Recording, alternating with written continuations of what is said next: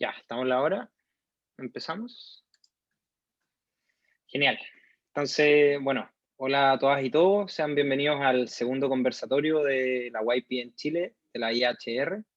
Un poco para hacerles la introducción también, si es que no conocen la IHR o la YPN, es una organización que, en específico la YPN, que se preocupa de poder hacer estos eventos y también eventos de relación entre los profesionales jóvenes ligados al área hidráulico ambiental.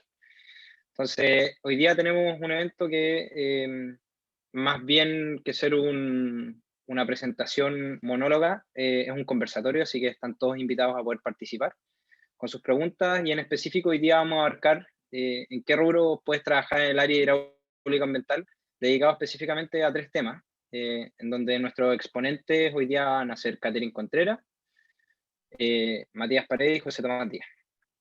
¿Ya? Entonces, este conversatorio va a tener dos partes bien marcadas. La primera va a ser la presentación de cada uno de los participantes, donde ellos van a decir su nombre, su carrera, dónde estudiaron y en qué rubro se están desempeñando, y van a explicar un poco el rubro, ya como para poder romper un poco el hielo. Y en segundo lugar, vamos a pasar a las preguntas, aportes, si es que alguien también quiere conversar sobre algún otro rubro que tenga experiencia, también bienvenido sea. Entonces, Fran, no sé si tenemos otra diapositiva. Perfecto. Entonces, aquí un poco para guiarnos nomás y tener algo tangible en que apoyarnos, vamos a comenzar con la presentación de José Tomás. Bueno, Adelante, José Tomás. El hola micrófono a es tuyo. todos. Muchas gracias a los chiquillos de la IHR y la YPN por organizar esto. Una muy buena iniciativa. A mí me hubiera gustado que cuando yo estaba estudiando también existiera. Bueno, yo soy José Tomás Díaz. Estudié en Ingeniería Industrial, Mención Ambiental, en la Católica de Santiago. Y por las vueltas de la vida, hoy en día trabajo en California, en una consultora ambiental chica que hace un poco de todo, pero la especialidad es hidrología de turberas.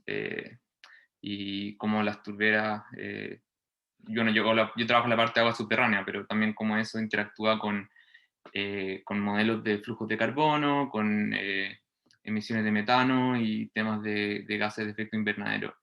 Mi posición de trabajo, hidrólogo ultra junior, pero, pero básicamente eso es lo que más hacemos, hidrología de humedales.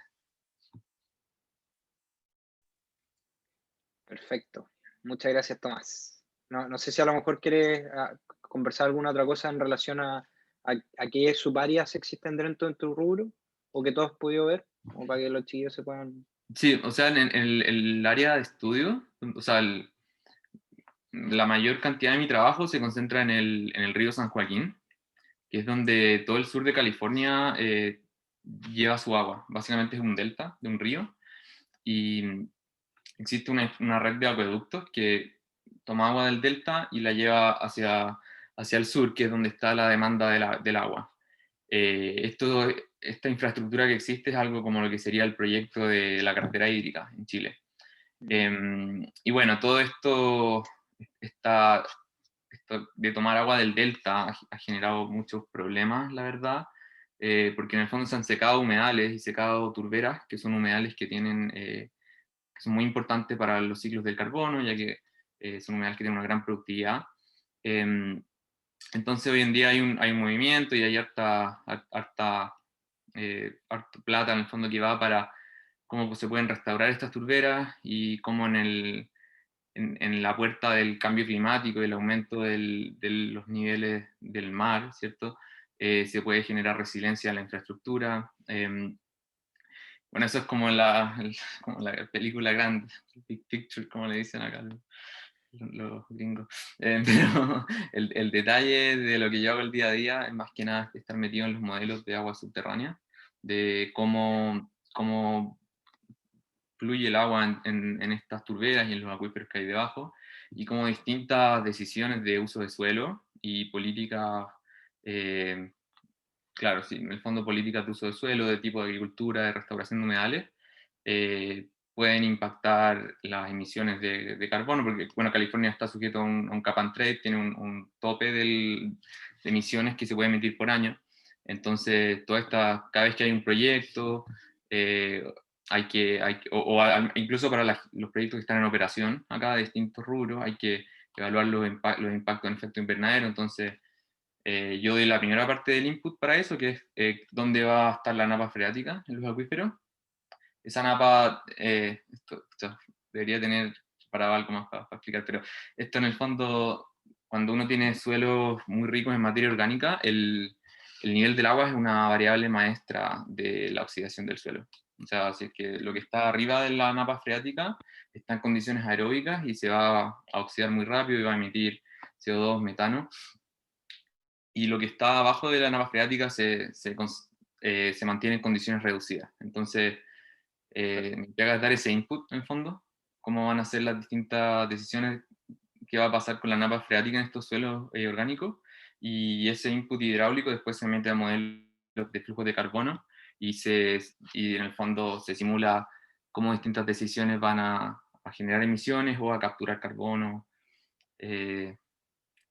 No sé si se entendió, un poco. No, completamente, y muy entretenido aparte. Gracias. Oye, muchas gracias también por la explicación tan detallada. Después yo creo que van a aparecer hartas preguntas que nos van a poder llevar más al detalle. Sí, pues disparen Gracias, nomás, José estoy Tomás. feliz. Sí. Ya, ahora vamos a pasar a la presentación de Matías. Así que el micrófono es tuyo, Mati. Hola, buenas noches. Gracias por la invitación acá a compartir parte del rubro. En este caso yo le voy a hablar de energía y riego. Primero que todo, yo soy ingeniero civil, mención hidráulica sanitaria y ambiental de la Universidad de Chile. Salí en 2017 de ahí. Luego me fui como por otra área, que es energía. Me metí al doctorado en sistemas de ingeniería de la Universidad de Chile.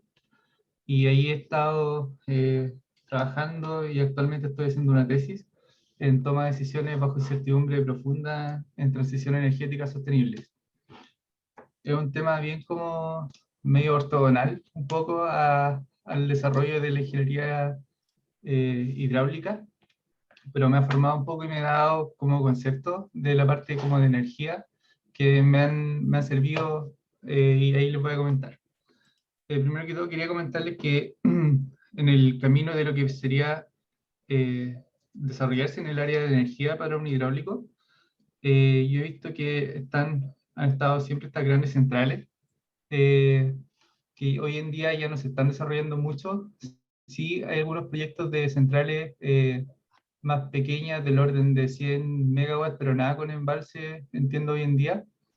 Eh, Aunque son muy, muy reducidos los proyectos de ese estilo. Aunque sí, otra cosa que está tomando fuerza han sido proyectos de microcentrales de generación, que hay, por ejemplo, en canales de riego. eh, Ahí hay harto campo, porque, por ejemplo, eso no se ha explorado mucho. Entonces, es típico que los canalistas, gente así que usa agua para riego, conoce que en sus canales tienen, por ejemplo, grandes caídas y siempre han tenido ahí históricamente hace décadas ganas de aprovechar ese recurso. Entonces, por ejemplo, ahí hay algunos instrumentos como la ley de riego que fomenta proyectos de microgeneración. Por ejemplo, estoy hablando del orden de 100 kilowatts, son proyectos chicos. Eh, Ahí hay pega que se puede hacer. Eh, bueno, a mí por cosas de la vida, habiéndome metido en esto de riego, terminé en una empresa que se llama Más Recursos Naturales, que también trabaja cosas de energía. Y como en el doctorado también he hecho algunos cursos de ingeniería eléctrica, estoy trabajando ahora en un proyecto solar. Me tocó trabajar en un proyecto, una planta de 3 megas, y que ya está en operación, de hecho. Me tomó como agarrar la parte final del proyecto y ahí usar como el lado de ingeniería civil, como de coordinar partidas, cosas así.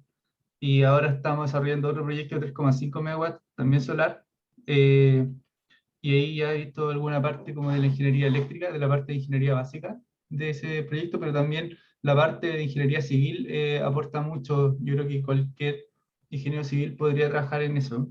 En realidad, en cualquier tipo de central, yo creo que podría aportar un ingeniero civil. Eh, por otro lado, en el lado de riego, distingo como tres categorías, o dos categorías grandes. Una que es trabajar en obras civiles para el riego, que es, por ejemplo, obras de captación de recursos hídricos, existen obras de conducción y obras de acumulación, y ahí se puede trabajar en hartas partes, no solamente en el diseño de las obras mismas, sino que también se puede trabajar, por ejemplo, y me ha tocado, por ejemplo, en embalses para riego. Uno puede trabajar en el estudio de la regla de operación del embalse, que no es algo trivial. Y existen, por ejemplo, y se está usando, analizar, en vez de utilizar las reglas de operación estándar, que dice, por ejemplo, no sé, pues si tiene menos agua que el requerimiento, entregue todo. Se está usando reglas que son un poquito más sofisticadas, que se llaman hedging. Al menos Mati, te ahí pusiste en sí. mute. Ahí sí. Al menos me consta que el Ministerio de Obras Públicas está usando eso. Así que yo creo que para allá van a haber hartos estudios de eso, de reglas de operación, al menos en los envases grandes de riego. Eh, También hay instrumentos para el fomento del riego, como la ley 18.450, la ley de riego, y estos instrumentos siempre sacan concursos, un calendario de concursos, muchos concursos, y ahí siempre hay ingenieros hidráulicos involucrados en esos proyectos para concursos CNR. Así que todos los años hay concursos y ahí todos los años se requiere de mano de obra de ingeniero hidráulico. Y ahí se puede trabajar, y me ha tocado desde la consultoría trabajando en una empresa, que es empresa especialista en desarrollar proyectos para estos concursos. Son empresas que tienen, por ejemplo, una cartera de clientes, y estos clientes siempre requieren, son agricultores, que siempre requieren mejoras en su predio, en sus negocios. Entonces ellos llegan con los concursos a la consultora genera este proyecto, lo presenta a la ley de riego, y ahí está el negocio. Entonces, pero no solamente a través de una consultora se puede trabajar, sino que también me ha tocado en el ejercicio como de consultor independiente. También de repente, eh, bueno, asociado a otra gente que tiene sus propios como cartera de clientes. Ahí se trabaja, así como en energía, uno trabaja con la disciplina de eléctrica, bien de la mano. En el caso de riego, uno trabaja también con ingenieros agrónomos. Es algo que no sé si se da en otras áreas. Y lo otro, que los terrenos son bien divertidos porque uno le toca ir a meterse a un campo. Un terreno vacación, y uno va a meterse a un campo y le toca Te hablar ha con los tocado caballo, celadores. ¿no? ¿Ah? Te ha tocado Acá. subirte un caballo, ¿no? Todavía no, todavía no. Ya.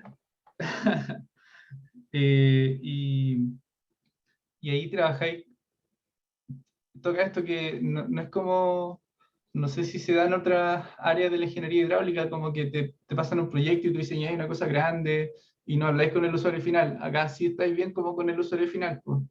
Y muchas veces el usuario final es alguien que no sabe de ingeniería, pero sí sabe muy bien lo que quiere y sabe todas aquellas cosas que condicionan lo que quiere. Entonces muchas veces sabe más de uno, o sea, uno puede trabajar el proyecto, presentárselo y todo, y ellos te dicen una cosa y te cambia todo el proyecto. O sea, ellos tienen una comprensión bien acabada del proyecto, pero no tienen el conocimiento técnico. Entonces como que es una cuestión que no sé si se da en otra área, al menos en el riego.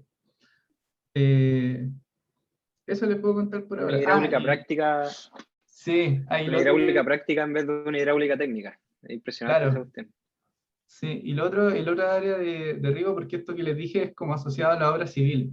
Incluso el tema del estudio de regla de operación viene a ser asociado a la obra civil, que es la obra de acumulación, en este caso un embalse. Pero hay otra área que tiene que ver en el riego, ya más con los cultivos, propiamente tal, que es el área de tecnificación. Y ahí me ha tocado también ver ingenieros hidráulicos que trabajan con software para modelamiento, por ejemplo, de redes de distribución de agua, en, en predios, por ejemplo, y ahí tienen que saber bien la demanda del cultivo, qué sé yo, la evapotranspiración que se genera en ese cultivo en particular, el ciclo del cultivo, si es que es anual o es por temporada. Eso lo puedo contar. Genial. Oye, súper, muy buena tu explicación, Mati. Muchas gracias. De hecho, me hiciste recordar también hartas cosas que en algún momento me tocó ver en terreno con también temas de agua potable rural, que al final, como tú decís, llegáis al minuto ahí con la persona y tú podéis tener tu fortaleza de ecuaciones y de memoria de cálculos, pero te la pueden hacer así con alguna hidráulica práctica que sea un viejo ahí justo en terreno. Sí. Vamos a pasar entonces ahora a la presentación de Catherine Contreras, que nos va a compartir la pantalla para que podamos entender un poco más el mundo del tratamiento del agua, que es un mundo que también a mí personalmente me gusta bastante. Así que adelante, Catherine, el micrófono y la pantalla es tuya. Oh, gracias. Gracias, Marcelo. Me dice que en verdad no puedo compartir porque alguien más está compartiendo allá. Ah, ya, sorry. Ahí creo que dejé. Ahora sí. Sí, creo que sí. Bueno, oye, muchas gracias por invitarme.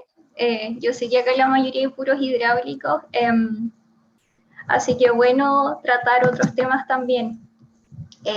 Como decía Marcelo, soy Catherine, soy ingeniera química, estudié el lado de Conce y salí el 2018 y desde septiembre de ese año hasta ahora he estado trabajando en una empresa de ingeniería que es una firma internacional que se llama Bechtel.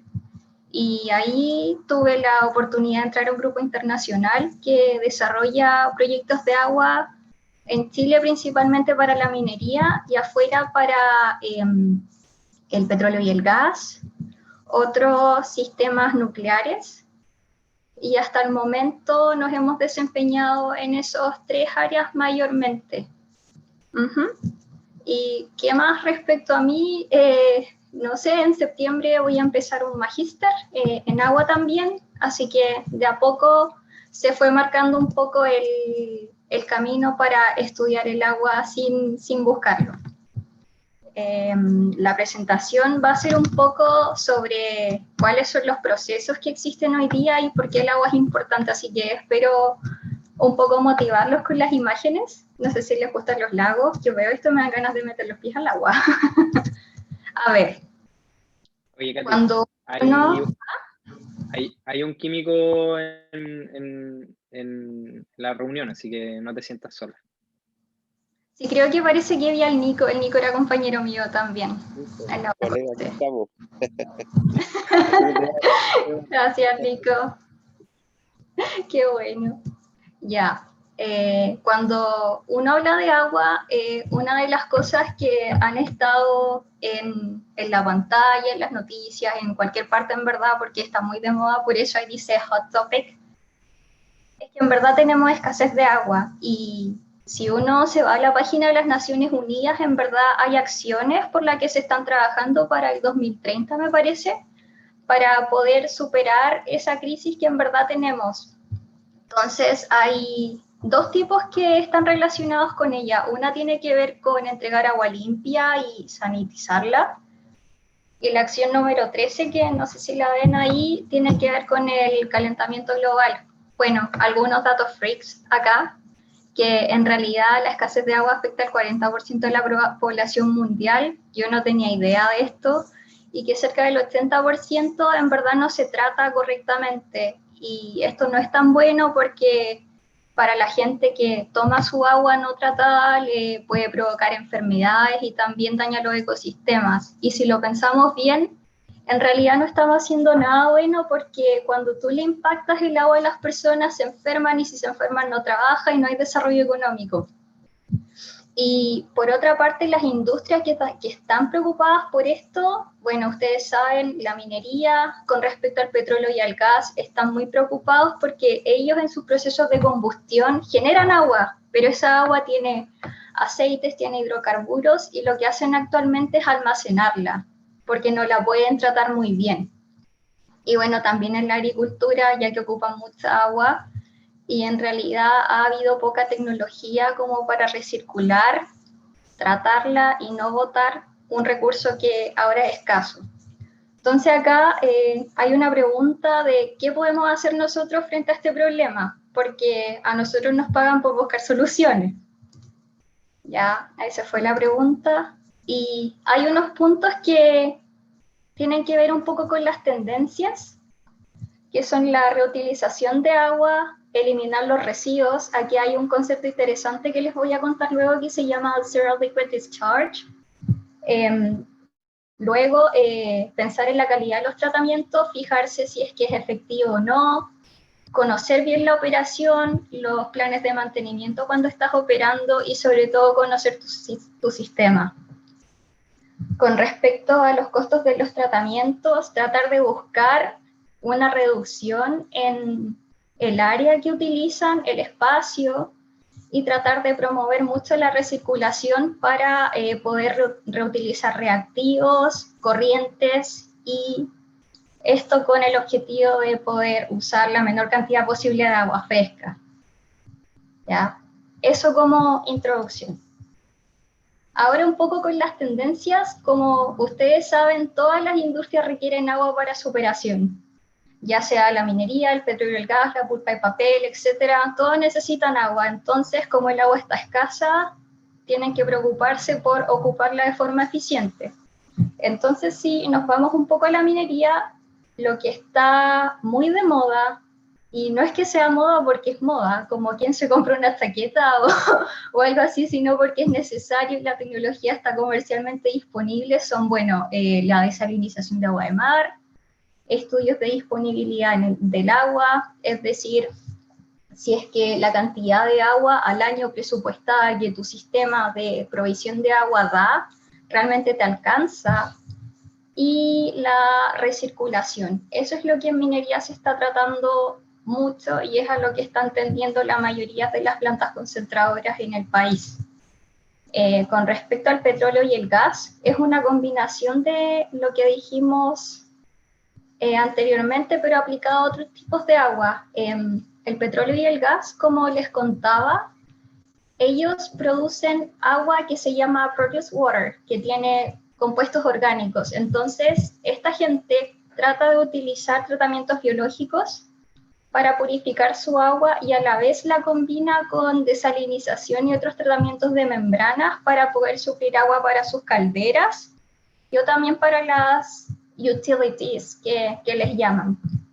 Y están aplicando otro concepto que tiene que ver con todos esos sólidos producto de los procesos de remoción, los están concentrando aún más para recuperar esas fracciones de agua y tener efluentes solamente líquidos, o sea, sólidos, perdón. Por eso se llama Zero Liquid Discharge, que la mayor parte del tiempo consiste en evaporadores y cristalizadores, al fin de tener solo cristales y sólidos, y los destilados se recirculan a los procesos anteriores.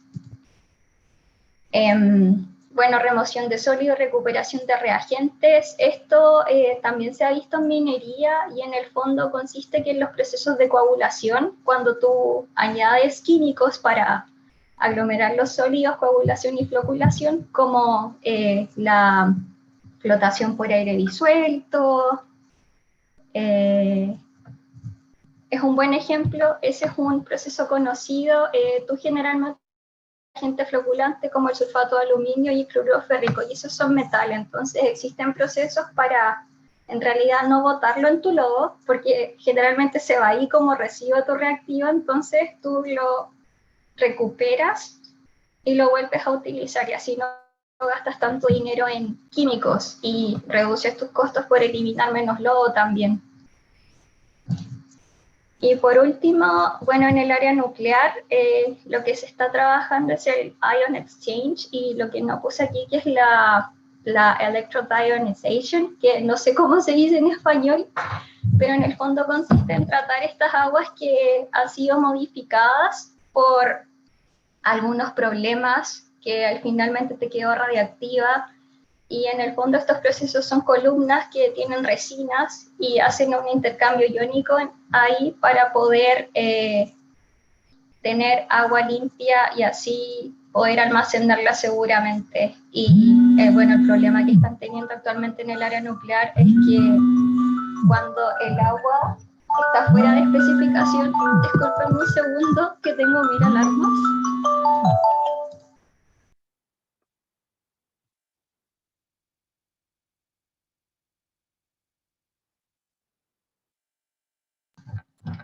¿Sí?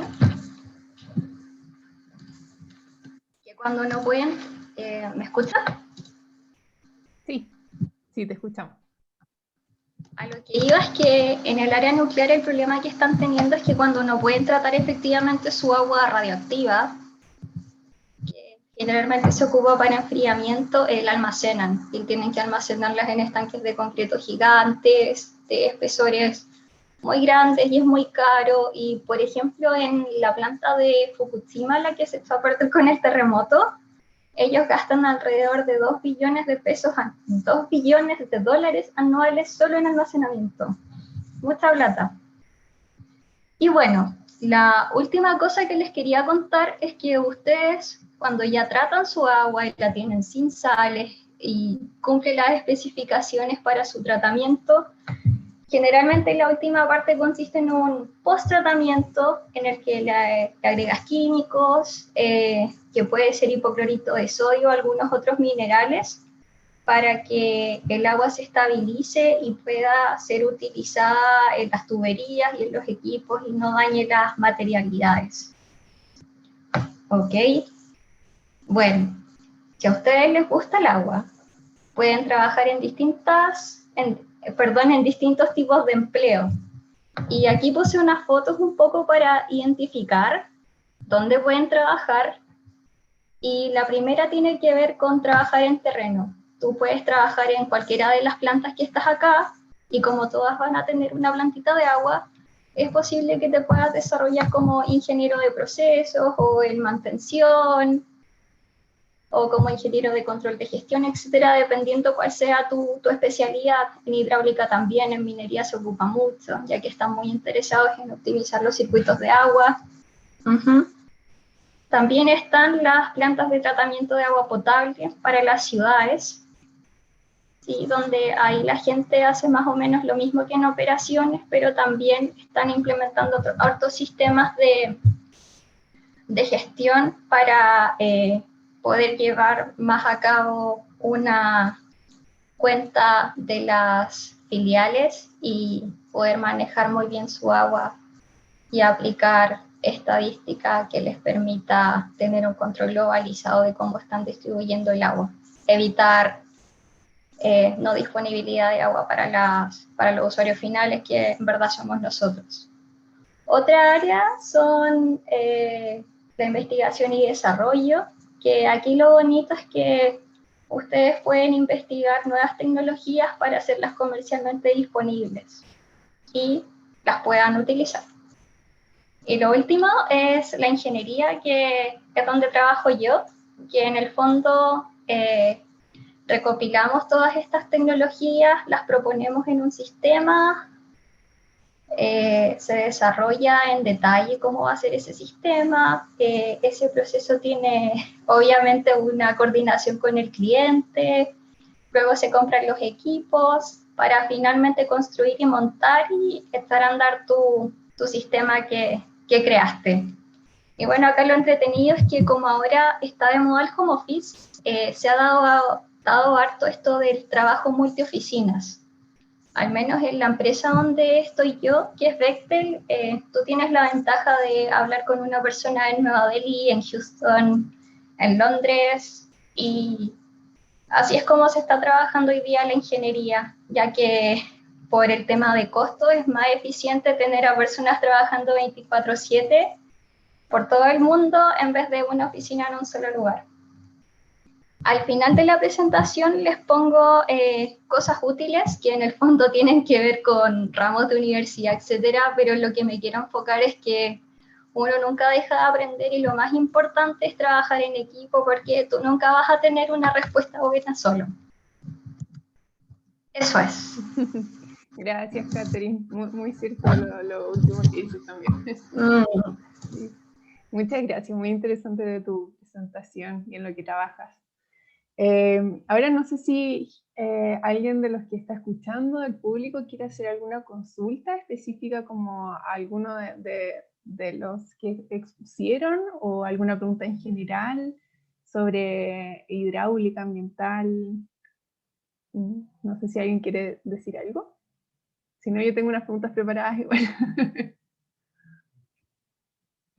Pueden abrir su micrófono y como también pueden escribirlo en el chat y la Fran o yo los puedo leer, por si acaso. Ya, bueno, por mientras yo voy a preguntar algo, entonces. Quería saber o que nos contaran cómo fue la transición entre salir de la U y empezar a trabajar, si se imaginaban que iban a trabajar en lo que están trabajando o pensaban irse por otro lado y terminaron cambiando de rubro, algo así. No sé si alguien nos quiere contar. Sí, o sea, yo puedo contar. Cuéntanos. Sí, para mí fue de harto de explorar en realidad.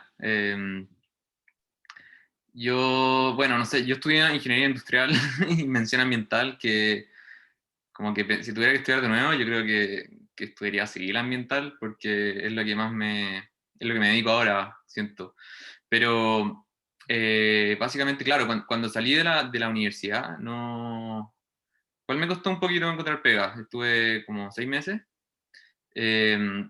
Había trabajado, bueno, había hecho mi práctica en geoquímica de suelo, en remediación de suelo, y yo pensé que me iba a que me iba a dedicar al tratamiento de agua, eso era lo que quería, de hecho.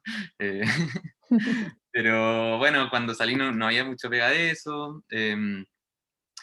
Exploré otro, como que fue una entrevista de una empresa de plástico y me di cuenta que no podía, no era para mí. Así que ahí hablé con mis papás y les pedí si que me podían quedar en la casa hasta encontrar pega de ambiental, y fueron bastante comprensivos. Y bueno, en ese momento yo también postulé a un máster en California. Y bueno, el máster resultó en el fondo, y justo cuando estaba buscando pega, entonces después yo salí de la U el 2016, segundo semestre. Trabajé el 2017, encontré mi pega y estuve en el Centro de Cambio Global UC, que era una pega de hidrología superficial. Y estuve ahí un par de meses nomás, y bueno, de ahí me vine a hacer el máster. Y bueno, las vueltas de la vida. Mi primer trabajo acá fue de hecho de remediación de incendios forestales, más geoquímica de suelo también. Pero yo siempre quise hacer agua, y bueno, caí en esta consultora que les gustó el background que yo tenía de la parte de cambio climático y de la parte de geoquímica también en la universidad, que había sido ayudante y había hecho un poco de investigación. Entonces, claro, yo creo que como ingeniero, por ejemplo, en el rubro en que yo estoy, no hay tanto ingeniero. La mayoría de la gente son geólogos o son cientistas de suelo, agrónomos, pero para los ingenieros yo creo que es un muy buen rubro, porque siento que tenemos muy buenas habilidades de modelación y de programación.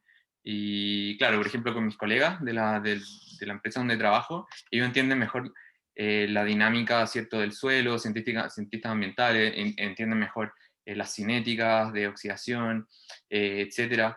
Pero yo siento que traigo un muy buen background en las herramientas que podemos usar para generar modelos de esos procesos, y para hacer simulaciones que nos permitan también incorporar incertidumbre y en el fondo, analizar distintos escenarios. Entonces, bueno, quizás me fue un poco por las ramas, pero básicamente para mí fue eso, fue salir, sabía bien en lo que no quería trabajar, más que en lo que quería, y de ahí las cosas se fueron dando. Y para mí en el tema del trabajo también, bueno, claro, de repente la primera pega que uno toma, la toma porque necesita de las lucas nomás, y quizás no es tu pega soñada, pero a mí eso me abrió otras puertas. Estar trabajando me quitó la presión de necesitar trabajar, y ahí cuando salió algo mejor, pues ahí hacer el switch. Claro, y tampoco es como que la primera pega te defina totalmente, te ayuda a abrir otras puertas quizás, pero no.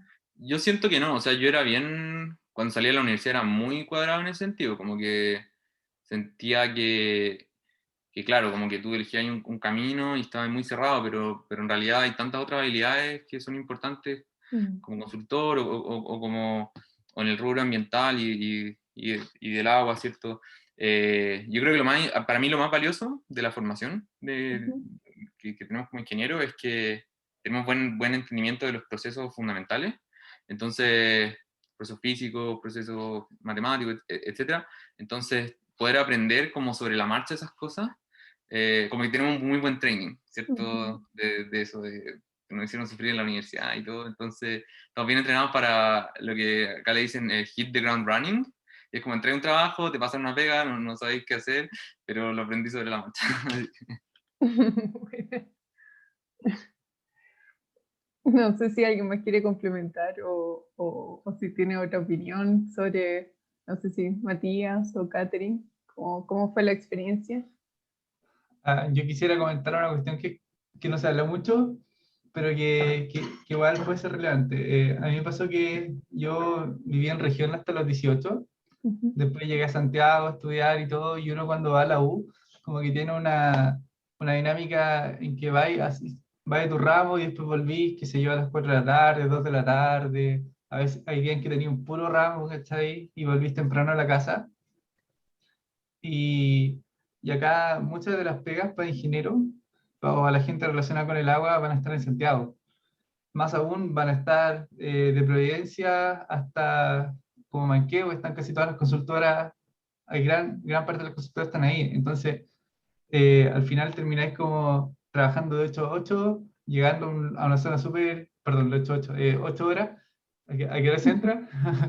No es que me exploten, pero a ver, uno entra como a las 9 y sale a las 6, ese es como lo típico. Entonces, te vais con la hora peak, volvís con la hora peak, llegáis a una zona que es súper concentrada, el metro Manquehue es terrible, cualquier metro para allá también es terrible, eh, y, y si hay personas que vienen de región, por ejemplo, y no han tenido ese como training, es duro porque uno piensa como, ya, salgo de la U, se vienen las lucas, se viene la vida bacán, y resulta que no es así, po. Tenéis que tomar el metro con toda la gente, es bien sufrido. Si estáis lejos, por ejemplo, yo vivía en la Florida cuando empecé a trabajar, era 1 hora de viaje, después 1 hora de vuelta, llegaba muerto, más las 8 horas, más la hora de colación son 9 horas, como que uno no tiene mucha vida. Entonces, esa es una cuestión que no todos comentan y quisiera decir que hay que estar preparado para esa cuestión, que puede ser media desmotivadora al principio.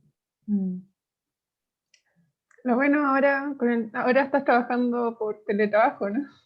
¿Te ha ayudado eso? ¿No? Un poco también quiero ir a la oficina en la medida en que se ha permitido, sí. Yeah. Pero me terminé cambiando más cerca de la pega. Yeah.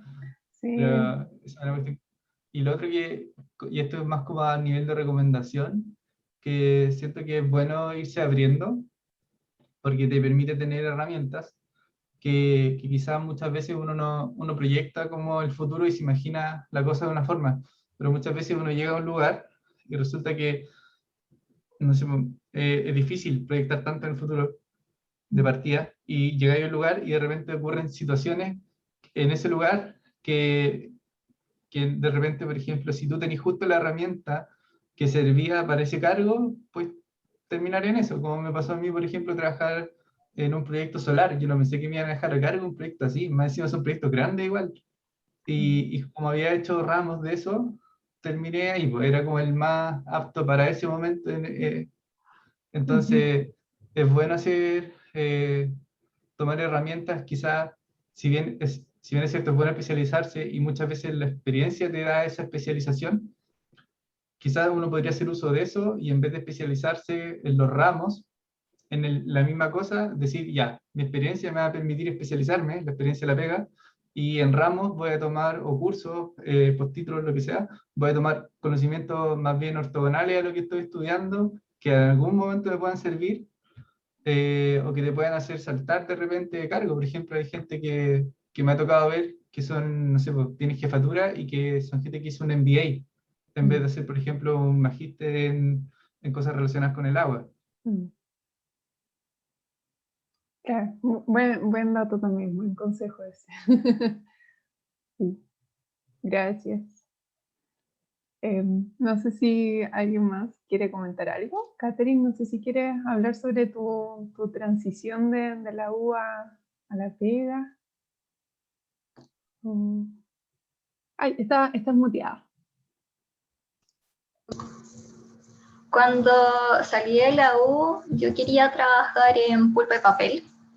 Quería hacer eso, quería hacer un magíster en eso, quería toda mi vida pulpa y papel porque es un renovable, etcétera, y no pasó así. Me terminé viniendo a Santiago, que en verdad nunca estuvo en mis planes. De hecho, yo odiaba Santiago, pero aquí estamos. Entonces, no sé qué les puedo decir, que en verdad nunca nada sale como tú quieres y al final las cosas pasan y a veces resultan para mejor. Que abrirse a las posibilidades, que uno cree que lo sabe todo, pero en realidad somos un punto en el universo. Sí, aparte, sí, gracias. Aparte uno igual es chico, o sea, yo siento a los 18 igual no tenía muy claro, o sea, no, y saliendo de la U también, porque tampoco Ya a sabes, los 23, 24, sí, nada. claro, tampoco, no sabes cómo a qué te puedes dedicar. Sí. No sé si alguien ahora del público quiere hacer una pregunta. ¿Alguna pregunta específica sobre lo que hablaron los chiquillos? Un tema de trabajo. O si alguien quiere compartir alguna experiencia, no sé si alguien está en la U y tiene algunas consultas. ¿No? Está abierto el micrófono para cuando quieran interrumpir igual. Fran, yo tengo una duda para el Joseto, Ya, gracias, Toya. pero es súper específica. Es que Dale. sobre lo que, es más de lo que haces, ¿verdad? Sí, sí. No entiendo bien cómo pasáis como del agua subterránea a las emisiones de CO2. Ya, mira, lo que pasa es que, a ver si tengo un diagrama. Que te voy a mostrar. Bueno, da lo mismo. En el fondo, cuando tú tenés una turbera, que es un suelo que tiene varias capas de material orgánico, en el fondo, ese material orgánico, al estar bajo el nivel de la napa freática, se mantiene en condiciones anóxicas, reducido. ¿Ya? Entonces, lo que hace una turbera es que tiene una productividad de biomasa la planta mayor a lo que se está oxidando bajo la tierra. ¿Cachai? O sea, en el fondo la planta va creciendo con raíces, crecen los tallos, van cayendo hojas, todo eso queda bajo el agua y eso se oxida lentamente porque son cinéticas anóxicas. Entonces, tenéis al final un efecto neto de captura de carbono, ¿cierto? Cuando la turbera está sumergida. En el fondo, estáis produciendo más biomasa de lo que se está perdiendo por la oxidación. Y el tema es que si tú drenas una turbera y baja el nivel del agua, toda esa materia orgánica que estaba en condiciones anaeróbicas, anóxicas, ahora se empieza a oxidar por cinéticas aeróbicas, porque está en contacto con el aire. Y las cinéticas aeróbicas son mucho más rápidas. Entonces ahí tenéis un proceso reverso en el fondo. Tienes que la materia orgánica se oxida a una tasa mayor a la que la turbera, que es la planta que tú tienes, está creciendo. Por eso es tan importante dónde está el nivel del agua en una turbera, en estos depósitos de materia orgánica. Porque si yo la mantengo inundada, tengo captura neta. Tengo una planta que crece más rápido de lo que los desechos y la biomasa de esta planta se está decomponiendo. Pero si yo dreno una turbera, yo expongo toda esa materia orgánica que estaba reducida a condiciones aeróbicas y esa materia orgánica se oxida. Entonces, dependiendo de dónde está el nivel del agua, yo puedo tener un un sumidero de carbono o puedo tener una fuente de carbono. ¿Tiene algo de sentido, Toya? Sí, sí lo entendí. Pero mira, aquí preguntaron, ¿las turberas son como lagunas o pantanos? Sí, las turberas son humedales, que la particularidad que tienen... el libro te puedo mandar algo... te voy a mandar le mando mi correo y me escriben, y ahí les mando algo por... Tírate a lo mejor es muy ñoño, quizá un paper, no sé, pero algo así Tengo como... un póster que les puedo mandar. Claro, como alguna referencia igual, como para entender mejor el proceso, porque lo encuentro súper interesante, en verdad. Mira, tengo un póster que les voy a mandar, pero un poquito. Que ahí hay como más referencias también. Porque a mí, por ejemplo, me interesa saber, porque, a ver, la turbera, como es lo mismo que un pantano, por ejemplo, ¿tiene Mira, alguna...? déjame Porque me volver. imagino que tiene una definición técnica. Déjame volver. Necesito ver tu cara así todavía. Necesito. Ya. Que tengo cara de poto. Ya, en el fondo, la turbera es un humedal. Y tiene una particularidad. En el fondo, bueno, no tengo el criterio exacto, pero un humedal se clasifica como turbera si se cumplen dos cosas. Que tiene una alta productividad de biomasa, o sea, plantas que crecen muy rápido, y que está inundado la mayor parte del año. Entonces hay como números, está inundado te invento, el 99% de los días del año, y tiene una productividad de tanta biomasa, etcétera, se clasifica como turbera. ¿Ya? Y esas son las condiciones que hacen que el ecosistema tenga una captura de carbono, ¿cierto? Porque crece mucho, toma mucho carbono del aire haciendo fotosíntesis, y se descompone muy lento, porque como se mantiene inundado todo el año, se mantiene toda esa biomasa que crece en condiciones reducidas. Y esto, yo sé que es complicado de No, explicar. bacán, si igual entendí algo, sí, más o menos. Más o menos. ¿Y son modelos como grandes espacialmente o ¿Te muestro son uno? locales? Mira, déjame compartir pantalla. A ver si se puede hacer eso.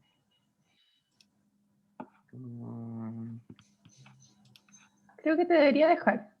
Así. Sí, ahí está. Genial. Déjame hacerle un poquito de zoom. Es un póster que presentamos hace un tiempo.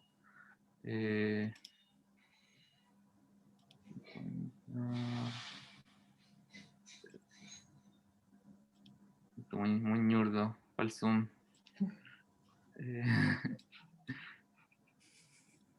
Ya, entonces mira, esta es la escala. Por ejemplo, bueno, es que depende del sitio, pero nosotros trabajamos a nivel de una isla, en el fondo, que en verdad no es una isla, sino que era un humedal, que hicieron estos canales por al lado y lo drenaron, ¿ya? Y dentro de ese pedazo que drenaron, hicieron agricultura, porque cuando tú drenas una turbera, el suelo tiene mucho contenido orgánico, entonces también es muy bueno para cultivar, para hacer agricultura.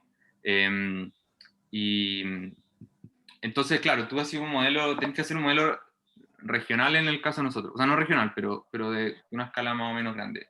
Por ejemplo, para este sitio, el modelo de agua subterránea que lo hacemos en Monthflow tiene una resolución de 25 pies, que son casi como 9 metros, más o menos. Ya. Entonces tenemos un modelo de, claro, son casi 1 millón de celdas. Y como es como la geología del lugar, tenemos 3 acuíferos. Arriba tenemos la turbera, que es como el acuífero que está, que está como expuesta a la superficie. De ahí tenéis un acuitardo, ¿cómo se llama? Un acuitardo. Un acuitardo, no sé si eso es una palabra en el español castellano. Sí, pues no sé si existe un acuitardo. Y yo tomé mi curso de agua superficial acá en Estados Unidos, entonces no. No, sí, el acuitardo es un tipo de... Ya, porque está el acuífero confinado y libre. Claro. Está confinado que está a presión, libre que está libre a la atmósfera, y el acuitardo según lo que recuerdo, es como intermedio. O sea, Claro. es cuando tenéis, por ejemplo, como, porque podéis tener un acuífero colgado, por ejemplo, que hay como una zona que está drenando hacia otro acuífero abajo, o un acuitardo que es como el que tiene filtraciones hacia el... Claro. Es como semi impermeable, como que tiene filtraciones hacia otro acuífero inferior, según lo que recuerdo. Sí, sí, no, claro. Entonces nosotros tenemos Así que sí existe. el agua acá, bueno, estos son levees, que son como una, no sé si represas, pero infraestructuras que impiden que el agua se entre a esta parte. Entonces el agua pasa por abajo, en el fondo hay un acuífero que va confinado, entra así al sitio y pasa por una capa de arcilla que es de 1 metro, entonces que infiltra pero muy lento, entonces se considera un acuitardo, porque ahí baja harto la presión. Y de ahí llega al acuífero que está a presión, o sea, que está abierto a la atmósfera, que es la turbera, este suelo orgánico, que es un suelo que es de... o sea, no es una arena, ¿cachai? No es como de muy alta conductividad, pero es de mayor conductividad que una arcilla. Sí, se me fue por la rama, pero... básicamente, ¿se entiende Ya. algo? Sí, o sea, yo lo encuentro muy choro. Sí, feliz ahí, bueno... Sí. Catherine pregunta, ¿cómo regulan el nivel con el equilibrio de disolución de CO2? ¿Cómo el nivel... ¿Cómo regulan el nivel con el equilibrio de Catherine, disolución de CO2? Pasa que quiero entender cómo funciona tu turbera, porque de aquí lo que veo que es como una laguna o un sistema de agua que quizás lleva agua hacia otro lugar y ustedes lo ocupan para capturar carbono, para disolver materia orgánica desde dónde. Quiero entender un poco cuál es la finalidad de eso y cuáles son como sus parámetros que ustedes utilizan para saber si está funcionando bien o no. Ya, mira, la captura... Sí, sorry, creo que me faltó explicarlo mejor. En el fondo, todo esto era un humedal, ¿cierto? Que estaba inundado. Todo el centro lo secaron acá, ¿ya? Y eso, bueno, lo secaron para poder tomar esta agua por estos canales del lado y mandar eso para el lugar donde se necesita el agua. Y lo que estamos haciendo ahora es restaurar esas turberas. Entonces, en el fondo, inundamos esta zona y mantenemos un poco de agua saturada. O sea, mantenemos el suelo saturado, en el fondo. ¿Ya? Y lo que captura el carbono, por decirlo, es el efecto de la planta, que crece la biomasa en el sitio donde estamos restaurando el humedal. Obviamente también hay un equilibrio con el agua y todo, pero al final lo que el efecto que domina es eso. O sea, tenemos una entrada, un input de carbono, que es lo que entra por fotosíntesis, como CO2, y un output, que es lo que se está reduciendo abajo de la napa freática o en el suelo, que ¿cierto? Sale como CO2 y como metano. Pero claro, es una dinámica más biológica, como de la parte de la biomasa. Claro. O sea, en el fondo ustedes lo que están intentando es volver a inundar eso para recuperar ese como sistema de agua. Claro, y lo que pasa es que ahora también hay incentivos muy grandes para recuperar estos ecosistemas, porque acá hay, bueno, si es que tú restauras turberas y tienes un predio que habías degradado y lo restauras, acá en California puedes emitir bonos de carbono, entonces el Estado te paga. Y también todas estas turberas están en estos levees, que son estas como pequeñas represas que están para que el agua del canal no se meta adentro. Igual le infiltran, pero están ahí.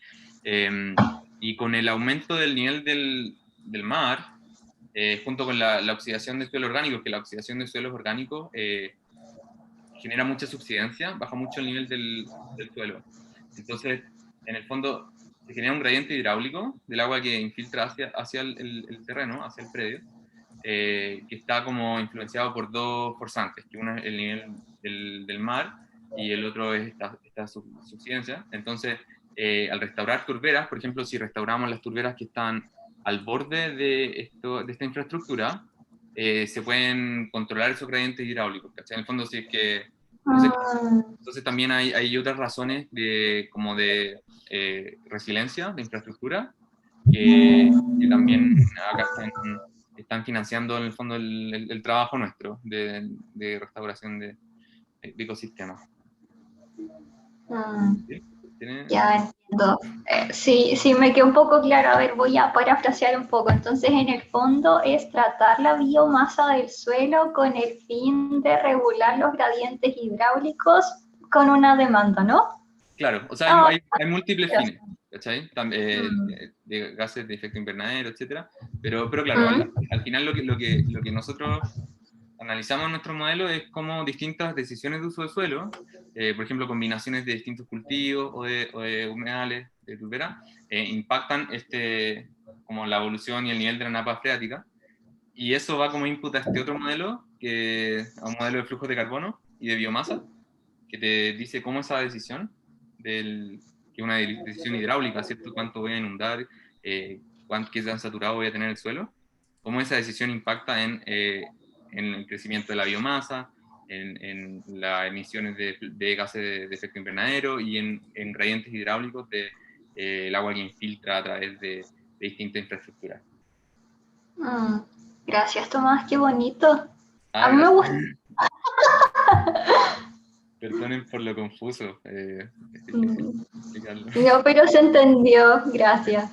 Bueno, cualquier pregunta también que tengan, o sea, siempre feliz de que me escriban y cómo hacer otro Zoom.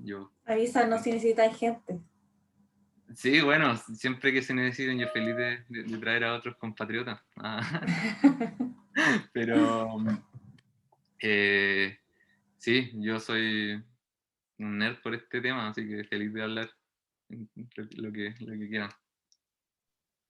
Bueno, también este tema tiene mucho potencial en Chile. Chile tiene el 0,2% de la superficie son turberas en el sur, y es un ecosistema que tiene mucho potencial para capturar carbono, y que es muy importante conservar, y que ahora muchos, por ejemplo acá en California, que está este cap and trade y que se venden bonos, California no tiene la suficiente capacidad para generar todos los bonos que se necesitan, entonces van a ir a buscar bonos en el mundo, California, bueno, Estados Unidos y otros países, y bueno, la restauración de humedales en Chile tiene un gran potencial de emitir esos bonos y de usar este sistema para traer plata a la conservación y la protección. Qué bueno, qué interesante, José. Después vas a llegar como un experto acá, a enseñarnos. No sé si es... Hoy, muy interesante. No sé si alguien más del público tiene otra pregunta, porque si no, igual ya estamos como en la hora que teníamos propuesto 1 horita de conversatorio. No, listo. ¿Hola? Ay, alguien. Yo tenía una pregunta para Joseto, pero igual es como súper personal, en verdad. Dale. Lo que pasa es que, sí, o sea, no, como lo que pasa es que yo también estudio en la Católica, estoy en 5º año de civil industrial, con mención también ambiental. Y nada, como que por cosas de tiempo, en verdad, no podía hacer como ayudantías o IPRE. Y ahora tengo que elegir mis ramos como optativos de título. Y no sé si tenéis como alguna recomendación, como algún ramo que tú sintáis que nada, que en verdad te haya como ayudado, como ahora trabajando, no sé, o algún IPRE, no sé, como algo que sintáis que en verdad te sirvió. Bueno, yo tomé un IPRE con Sebastián Vicuña, que fue en temas de cambio climático en Chile y en California, y ese me sirvió harto. Bueno, y también, bueno, o sea, a mí me gustaban mucho los ramos de Pastén, de geoquímica, pero algo más personal. Yo lo que sí te recomiendo, no sé, a mí al menos lo que más me ha servido son ramos como bien fundamentales, como por ejemplo mecánica de fluidos aplicada a la ingeniería ambiental, que no lo tomé en la Católica, lo tomé en mi máster, me sirvió caleta, me sirve mucho hoy en día. También, bueno, los ambientales en la Católica, al menos cuando yo estaba, no teníamos que tomar agua subterránea, y yo creo que eso es un ramo que sirve mucho. Ahí somos medios cojos. Pero en general, bueno, que también el ramo que hace Gironat, de ¿cómo se llama? Hidrología ¿Hidrología? estocástica, creo que se llama. Ya. Son ramos que son, no es como el OPR más fácil hacer esta pega, pero que te dan herramientas además que son súper transversales en el mundo como de la modelación de flujos ambientales, ¿cachai? Y yo como, claro, a mí los ramos que más me han servido son ramos más como fundamentales, que más que aprender un conocimiento súper específico, desarrollar habilidades como modelar, ¿cachai? Cómo programar tal cosa. Ese es un poco el consejo, pero también probar, ¿cachai? Si al final no hay mucho como saber en qué vaya a terminar, así que no tengáis miedo de explorar y de guiarse un poco también por la guata. Ya, vale, bacán, gracias. Sí. Buen consejo, José. Yo igual hice un IPRE y lo encontré choro. Bueno, no sé, para ver otras cosas. Sí. Hice un Claro. tema nada que ver, pero era interesante, como no un ramo, sino que participar en otra cosa, como saber que sirve para algo, no como para, no sé, para tal o tal cosa. Ahí lo bueno del Libre también es que es como una pega tuya, ¿cachai? Entonces vayan a terminar como con una muestra, con algo que escribiste tú, ¿cachai?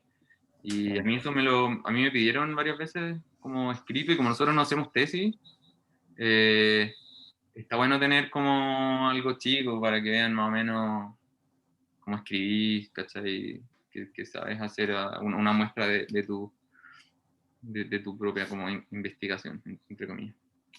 Ya, bacán. Justo estoy tomando un ramo ahora con Vicuña, así que quizás voy por ese lado entonces. Sí, pues pregúntale, siempre tiene. Buena. Yo agregaría a lo que dijeron los chiquillos que en el fondo el IPRE es como una muestra de lo que sería un magíster, pero mucho, mucho más pequeño. Entonces también, si quisieras después hacer magíster, como que ahí podéis cachar si te gusta o no. Y lo otro es que, bueno, si no te gusta, te salváis del magíster. Pero además, como, claro, desarrolláis una cosa por ti mismo igual, y eso también es bueno porque demuestra que tenéis como nivel de gestión en el fondo, como que podías hacer como tu propio proyecto y desarrollarlo bien. Y eso, y también creo que es importante como tomar algunos ramos que a lo mejor te tinquen y bueno, si no te gustan quizás después los botáis, y si te gusta mucho, mucho, te puedes especializar más, pues, pero yo creo que al final todos los ramos un poco más específicos termináis viendo modelos quizás, y eso también lo podéis terminar viendo en el trabajo, y al final funcionan todos bastante similar. O sea, es como entender el problema y enfocarse en lo que queréis resolver. Sí, yo eso me refería un poco con lo de ramos fundamentales. En el fondo, cuando tú entras a trabajar, por ejemplo, en hidrogeología y usáis, no sé, Visual Modflow, por ejemplo, o Groundwater Vistas, como que no es tan, o sea, es como casi jugar un juego, ¿cachai? Porque no es tan complicado, pero tú como, cuando tomas un ramo como más fundamental y entendís las ecuaciones que resuelve y las limitaciones, ¿cachai? Eso al final es lo que necesitáis como, en mi opinión, como ingeniero, como profesional. Si en el fondo cualquiera puede como trabajar en la fase gráfica, como el juego, todo, pero tú tenés que saber cuáles son las simplificaciones, cuáles son las limitaciones y cuándo creerle al modelo o no. Bacán, muchas gracias a todos. Victoria, también gracias por los consejos. Gracias a todos también por el interés. No sé si alguien más tiene una última pregunta, porque si no ya estaríamos cerrando. Les comento igual que estamos grabando, así que el video lo vamos a subir a nuestras redes sociales, a YouTube y a Instagram. Les dejé ahí en el chat también, si es que alguien tiene alguna duda. Bueno, José ahí ya puso su correo, así que le pueden escribir ahí a él directamente si tienen alguna consulta específica. Y si no, nos pueden escribir a la organización, al correo que ahí lo puse, ypnchile@gmail.com, o al Instagram ahí que también. Entonces, no sé si alguien quiere decir algo más. Ya. Entonces, les agradezco, chiquillos, Catherine, Matías, José Tomás, muchas gracias, estuvo muy interesante sus presentaciones, muy interesante lo que trabajan, muy choro escuchar como colegas que hacen otras cosas distintas y que en verdad no tenemos idea. Así que eso, muchísimas gracias y a todos a los que participaron y nos escucharon. Eso. Que estén muy bien. Gracias a Muchas todos. gracias por la instancia. Que estén muy bien. Gracias Chao. a Gracias. todos. Chao. Chao, chao.